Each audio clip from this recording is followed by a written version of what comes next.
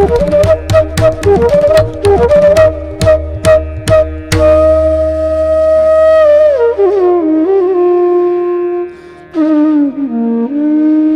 गुरुदेव ध्यान शंकराय नमः। प्रिय दर्शकों नमस्कार, मैं ज्योतिष आचार्य जिगर पर एक बार फिर आप सबका मैं स्वागत करता हूं।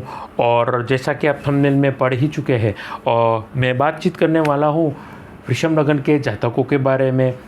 अब ये वृषभ लगन, मेरे जितने भी प्रिडिक्शंस रहते हैं, नए जो लोग मुझे सुन रहे हैं, मैं उनको कहना चाहूँगा, मेरे जो भी प्रिडिक्शंस रहते हैं वो लगन राशि के आधारित रहते हैं। यानी कि अगर आपको नहीं पता है कि आपकी लगन राशि कौन सी है तो फिक्र ना करिए, कुंडली खोलिए, सेंटर में बीच में जहाँ पर ल लिखा है वही होती है आपकी लगन कुंडली। और हर पहली तारीख को मैं प्रश्न कुंडली बनाता हूँ और उसी प्रश्न कुंडली के आधारित मैं अपने फल कथन तैयार करता हूँ, आपके सामने प्रस्तुत करने का मैं प्रयास करता हूँ, छोटा सा एक कदम उठाता हूँ। अगर आपको पसंद आती है मेरी बातचीत तो आप वीडियो को लाइक कर सकते हैं, चैनल को सब्सक्राइब कर सकते हैं, नोटिफिकेशन बेल को दबाना ना भूलिए। कुछ अच्छी बात लगी हो तो मेरा प्रोत्साहन बढ़ाने के लिए आप कमेंट सेक्शन में जा कर के लिख भी सकते हैं पॉजिटिव बातें। अब ज़्यादा वक्त ना लेते हुए मैं 9 ग्रह की परिस्थिति आपके समक्ष प्रस्तुत करता हूँ। 1 जुलाई को 9 ग्रह की परिस्थिति वृषभ लगन के जातकों के लिए कुछ ऐसी बनी हुई थी। जैसा कि आप देख रहे हैं, आपके दूसरे घर में सूर्य बुध की युति देखने को मिली है, तीसरे घर में शुक्र, चौथे घर में मंगल, छठे घर में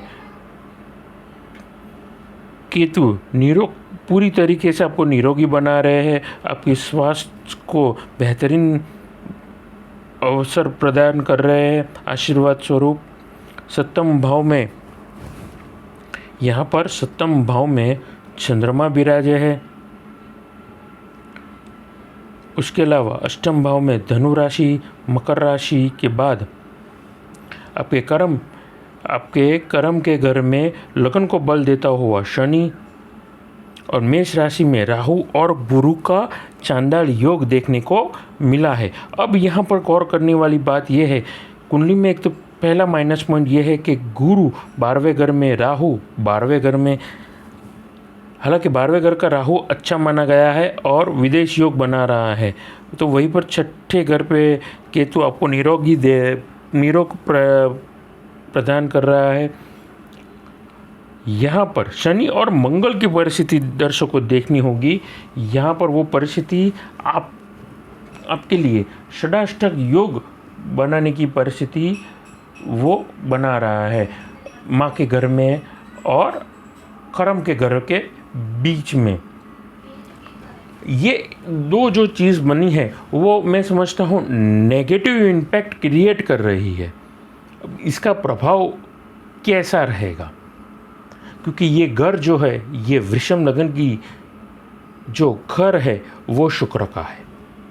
अब शुक्र मोहशौक, एनवायरनमेंट में चेंजेस लाना, और वो चेंजेस पॉजिटिव होंगे या नेगेटिव होंगे, सबके पॉइंट ऑफ व्यू अलग रहेंगे, लेकिन लग्जरियस चेंजेस लाना, आपकी ज़िंदगी में जितनी भी लग्जरियस आइटम है, एयर कंडीशन, कार, ज्वेलरी, सुख सुविधा प्रदान करता है, वो है शुक्र यानी विनस का है ये घर, शुक्र का है ये घर। तो ओवरऑल 9 ग्रह की परिस्थिति की वजह से कैसा रहेगा जुलाई का ये महीना। देखिए, सबसे पहले मैं कहना चाहूँगा कि इस महीने you need to learn from your mistake. वृषभ लगन के जातक जितने भी होते हैं बड़े मनमौजी लोग होते हैं, वो कुछ भी समझ जाते हैं चीज़ों को तो बड़ी आसानी से अडॉप्ट कर लेते हैं। अगर नहीं समझ में आता है उन्हें तो अडॉप्ट भी नहीं करते हैं। जो भी होता है मुंह पे होता है उनके, और बड़े स्ट्रेट फॉरवर्ड और मिजाजी किस्म के लोग होते हैं। तो उन्हें ये बात समझनी होगी कि इजी चेंजेस जो भी आते हैं लाइफ में उसे अडॉप्ट करना सीखें। उसके अलावा सेविंग करना ना भूलिए। उनकी ये जो 9 ग्रह की परिस्थिति है उसकी वजह से ये कहीं ना कहीं नेगेटिव इम्पैक्ट हो रही है। आप कमाते हैं 10 रुपया, लेकिन उसके सामने आपके 12 रुपये अगर खर्च हो जाते हैं तो तकलीफ़ वाली परिस्थिति हो सकती है। तो आपको फाइनेंशियल प्लानिंग, मैं समझता हूँ, सोच समझ करके एक निवेश करेंगे और जितना हो सके पैसा बचाएंगे तो ये वक्त बड़ा यादगार और शानदार रहने वाला है। वर्किंग प्रोफेशन के पॉइंट ऑफ व्यू से iron, chemical, machinery, transportation, road, construction, IT, software के संबंधित काम में अगर आप काम कर रहे हैं, ये काम सही है। लोगों पे विश्वास आंखें बंद करके ना करिए ज़रूर, लेकिन आंखें बंद करके ना करिए। और अभी तक कर रहे थे तो अपने वर्तन को सुधारिए और चेंजेस जो लाएंगे बड़े पॉजिटिव रहेंगे।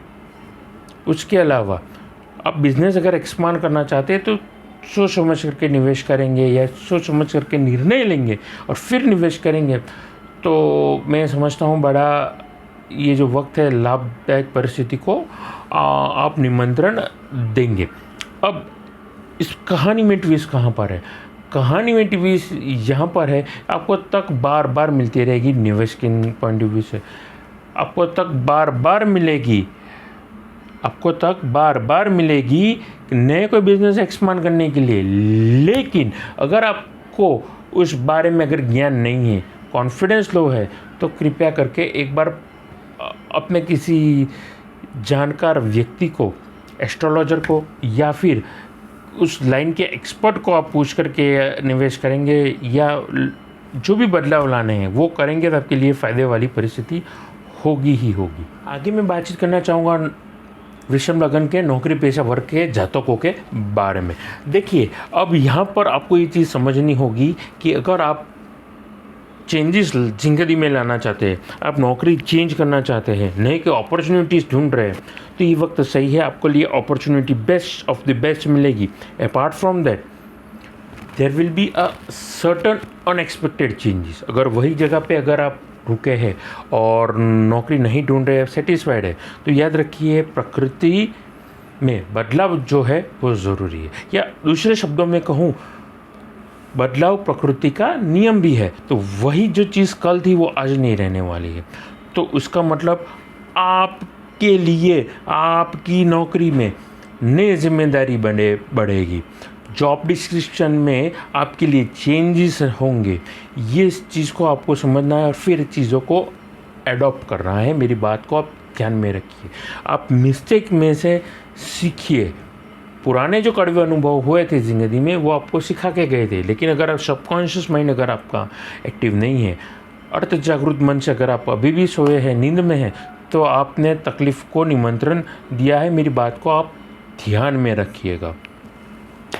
आगे मैं बातचीत करना चाहूँगा उसी पॉइंट ऑफ व्यू से। देखिए, अपने निवेश जहाँ पर भी करेंगे सोच समझ करके करेंगे। फिर बिजनेसमैन है अगर आप, या फिर आप नौकरी कर रहे हैं, मेरी बात को आप ध्यान में रखिएगा। प्रोफेशन डॉक्टर, चार्टर अकाउंटेंट या एस्ट्रोलॉजर्स के लिए ये बेस्ट वक्त रहेगा। मैं समझता हूँ ये वक्त कहीं ना कहीं आपको पॉजिटिविटी दे के जा रहा है। ये वक्त आपके लिए प्रॉफिटेबल ला रहा है, अपॉर्चुनिटीज़ बहुत सारी होगी। सोच समझ के निवेश भी करने की अपॉर्चुनिटी मिलेगा। सोच समझ करके निवेश करिए। बिजनेस एक्सपांड करना है, लोगों को कमिटमेंट देना है, सोच समझ करके सारी चीज़ें करिए और कॉन्फिडेंस में आके ज़िंदगी में ना आगे बढ़िए, तो आपके लिए आने वाला जो वक्त रहेगा वो सरलता से आपके लिए रास्ते खुलते हुए आपको मंजिल की ओर ले करके जाएगा।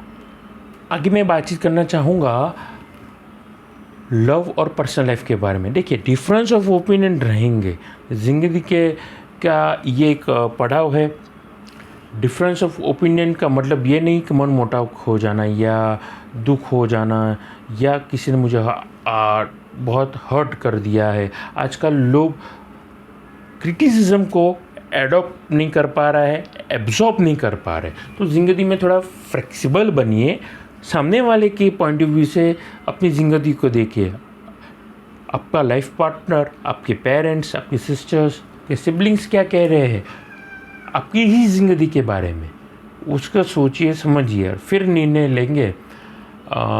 तो मैं समझता हूँ आपके लिए ये यादगार लम्हा रहेगा। अब शादीशुदा कपलों के लिए ये जो परिस्थिति है वो कैसी है, थोड़ी सी विपरीत है।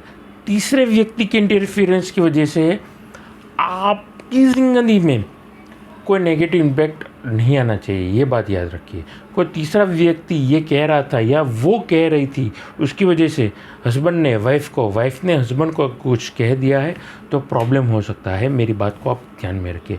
Third person interference can create lots of unwanted troubles for you which where unexpected, which might go for longer period of time. So be creative and be intelligent before you speak something.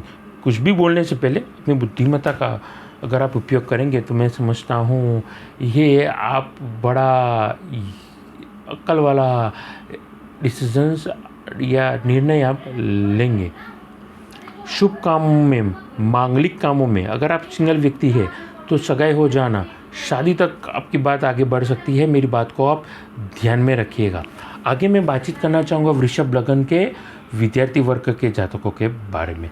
देखिए, अगर आप पढ़ाई कर चुके हैं तो revision करते रहिए, जितनी हो सके अपनी तलवार की धार को, हमला कब करना है उसके बारे में ना सोचिए।